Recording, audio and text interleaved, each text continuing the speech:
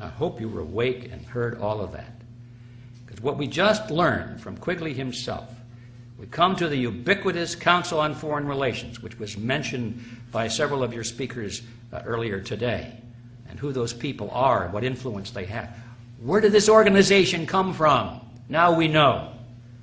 We're informed it was spawned by a secret society which still exists today, that it is a front for a roundtable group originally embodied in J.P. Morgan and Company, but now the Rockefeller Consortium, and that its primary goal is no longer the expansion of the British Empire, but global collectivism with control in private hands, administered in a feudalist fashion by the central banks of the world. Now, ladies and gentlemen, these are their words, not mine. Now, why is this important? It's important because the members of the Council on Foreign Relations are the rulers of America. Who are they? Well, once in a while their name pops into the news, but very seldom you get them all together. I'm going to take a few moments. This might be boring, but I think for the record, everyone needs to be familiar with the names, some of the prominent names, who are members of this outer ring of a secret society. Let's start with the presidents of the United States. Herbert Hoover, Dwight Eisenhower, Richard Nixon, Gerald Ford, James Carter, George Bush Sr., and William Clinton. JFK once said that he was a member of the CFR, but nowhere can you find him on the membership rolls. So I guess he was a wannabe, but didn't quite make it in. But he actually said that he thought he was a member. And of course, the presidential candidates, John Kerry and Vice President Richard Cheney, are members of the CFR.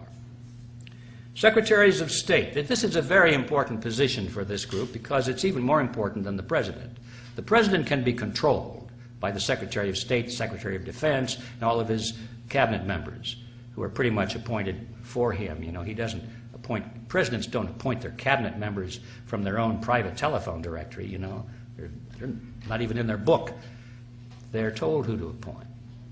Anyway, here are the Secretaries of State, perhaps the most important position in the United States government as far as the CFR is concerned.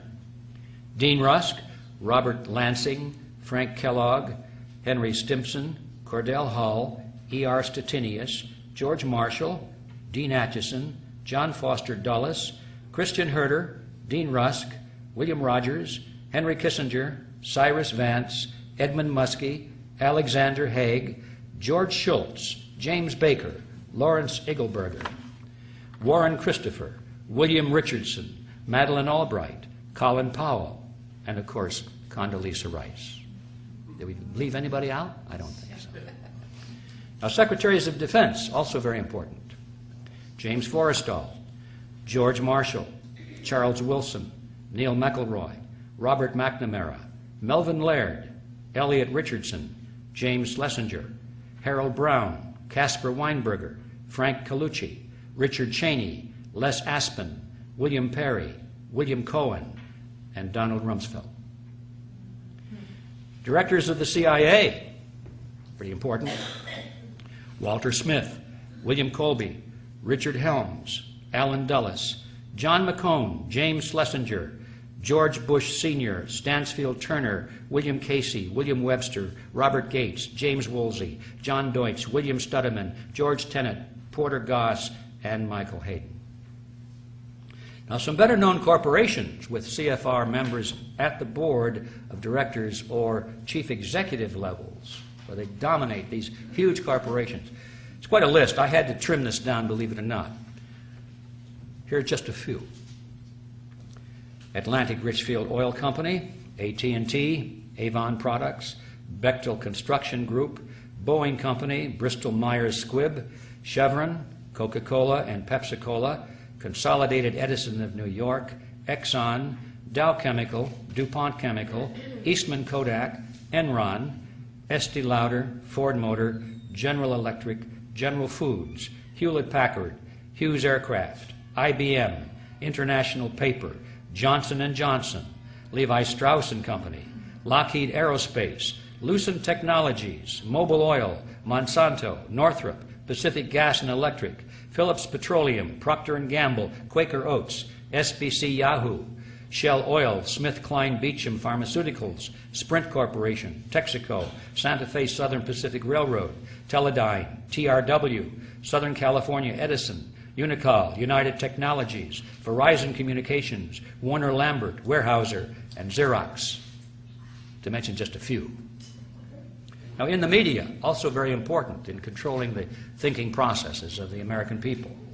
We find CFR members in the management and operational positions at the Army Times, Associated Press, Association of American Publishers, Barron's, Boston Globe, Business Week, Christian Science Monitor, Dallas Morning News, Detroit Free Press, Detroit News, USA Today, Wall Street Journal, Los Angeles Times, New York Post, San Diego Union Tribune, Times Mirror, Random House, W.W. Norton and Company, Warner Books, American Spectator, Atlantic, Harper's Farm Journal, Financial World, Insight, Washington Times, Medical Tribune, National Geographic, National Review, New Republic, New Yorker, Newsday, Newsmax, Newsweek, Pittsburgh Post-Gazette, Reader's Digest, Rolling Stone, Scientific American, Times Warner, Time, U.S. News and World Report, Washington Post, ABC, CBS,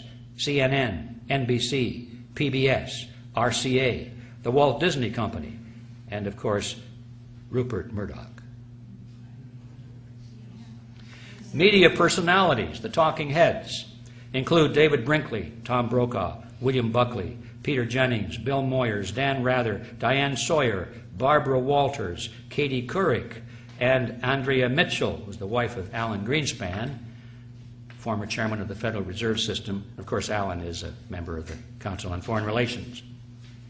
Labor unions and with CFR members in key positions include AFL-CIO, United Steelworkers of America, United Auto Workers, American Federation of Teachers, Bricklayers and Allied Craft, Communication Workers of America, Union of Needle Trades, and Amalgamated Clothing and Textile Workers. All the big ones. In the tax-exempt foundations and think tanks, the number of CFR members in controlling positions is 443.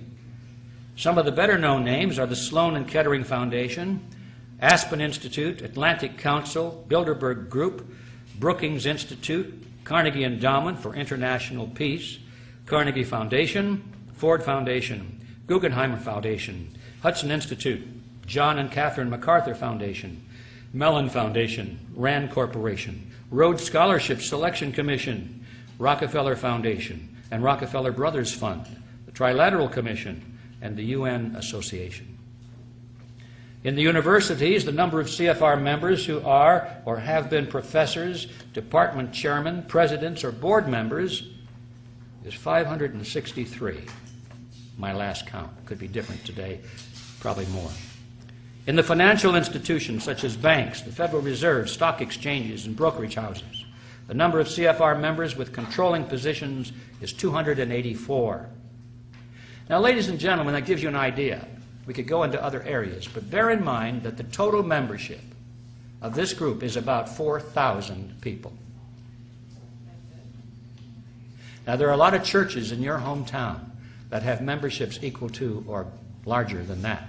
Wouldn't it be curious if you were to discover that the members of that one church held all of these positions in society? Wouldn't you be curious as to what's going on? But first you'd have to know about it. And how would you know about it if the channels of communication by which you might be informed of it are also controlled by these same people? You see the magnitude of the problem we face. I'd like to emphasize that the CFR is not the inner core of a secret society, but it's at least 2 rings out. Now, what does that mean? That means that most of those people in the CFR are not aware of the history I'm giving you today. They have no inkling of it. Probably if they did know it, they'd be impressed. They wouldn't be shocked because, boy, we're on the inside of a very powerful group. Most of these people, I think, look at this as sort of a high-powered ultimate employment agency. They know that if they're invited into this group, and you have to be invited, that they've got it made. Once your name is on that list, you never have to worry about a job again, because the New World Order people are constantly looking for reliable servants to their cause. And these people have been selected not because they're evil people at all, or because they've got the grand vision of global government, although some of them do, but most of them just go along with the idea. They're open to it. They like it. And so they're dependable. And that's how they get in. So these people are not, most of them, at the inner core of a secret society. They're just opportunists. Now, there are three things we have to understand about this group. First of all, they're not partisan. The names I read to you have nothing to do with Republicans versus Democrats. You find them equally located in both political parties. These people laugh at anyone who takes seriously a political party. They laugh at all of these people campaigning out there for Republicans or Democrats. This has nothing to do with that. Secondly, they are elitists. They intend to rule for our own good, of course. And thirdly, the method by which they intend to rule is called democracy. We're back to that word. Democracy. They want democracy. Now that presents a problem. How is it possible for these people to rule mankind absolutely and still allow democracy, where people vote and determine things through the ballot box? There's no problem with that in their book. All they have to do, they say, is just control the elections. Allow people to vote so long as they don't vote for anything significant. We'll make all the important decisions and let them vote for the unimportant things so they get the sensation of participating in their own political destiny. They'll be happy. Just keep them out of the way. Let them have their fun and games. Let them have their bumper stickers and their straw hats. Let them go to the conventions and let them fight with each other out there. Candidate against candidate, but we own them all, so what difference does it make? You see? You're getting the picture. Now, Quigley himself described this in very approving terms. He likes that idea. In his book, this is what he says. This is in, I've forgotten which book it is now, but it's right. Let's see, it's probably the big thick one. Here's what he said. The national parties and their presidential candidates, with the Eastern establishment assiduously fostering the process behind the scenes, moved closer together and nearly met in the center with almost identical candidates and platforms. Although the process was concealed as much as possible by the revival of obsolescent or meaningless war cries and slogans, often going back to the Civil War. The argument that the two parties should represent opposed ideals and policies, one perhaps of the right and the other of the left, is a foolish idea, acceptable only to the doctrinaire and academic thinkers.